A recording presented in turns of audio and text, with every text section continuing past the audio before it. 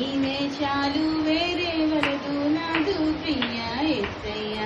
మట్టి కోసం మాణిక్యమును విడిచిపెట్టావు, పాడు మట్టి కోసం మాణిక్యమును విడిచిపెట్టావు.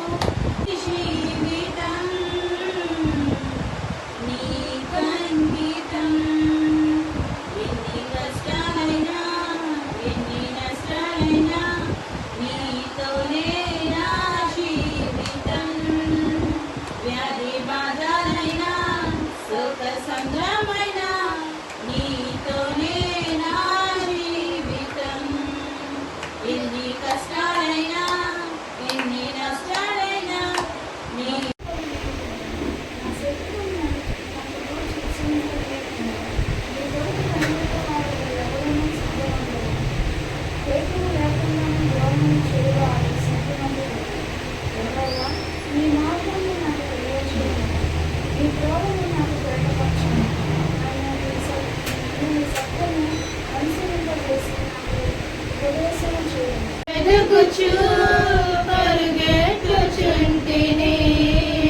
నిన్ను నమ్మినే బ్రతుకుచుంటిని. నిన్ను వెలుగుచు పరుగెత్తుచుంటిని.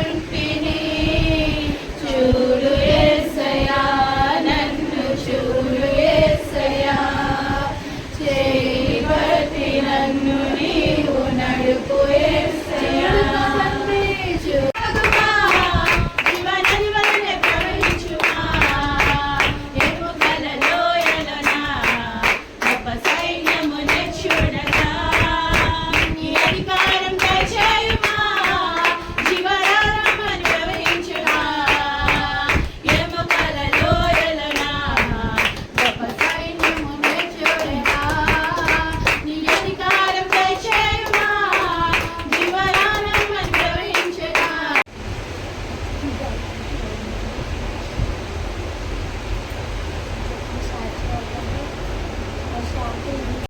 అది నిజమే. కానీ ఒక ప్లేస్లో మనం ప్రార్థన చేస్తున్నప్పుడు ఏ విధంగా ఉంటుంది, ఎక్కడైనా ప్రార్థన చేస్తున్నప్పుడు మనం ఏ విధంగా చేస్తాము, ఎలాగైనా సరే మన యొక్క అండర్స్టాండింగ్ ఎలా ఉంటుంది. చూడు, మనం చేసే ప్రార్థన కావచ్చు, ఎక్కడైనా కావచ్చు, లేకపోతే మనం చేస్తున్న ప్రార్థన విధాలుగా మారుతుంది. అందరూ ఒకేలా చేయలేరు ప్రార్థన, అందరూ ఒకేలాగా దీవెన కూడా పొందుకోలేరు. అయితే ప్రార్థనలో అనేకమైన ప్రార్థనలు ఉన్నాయి.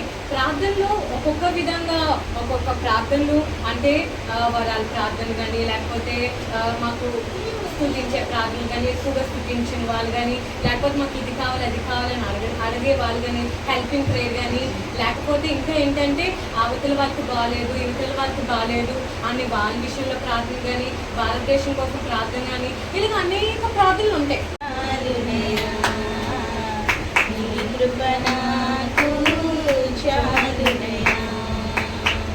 చాలునయా చాలునయా నీ కృప నాకు చాలునయా.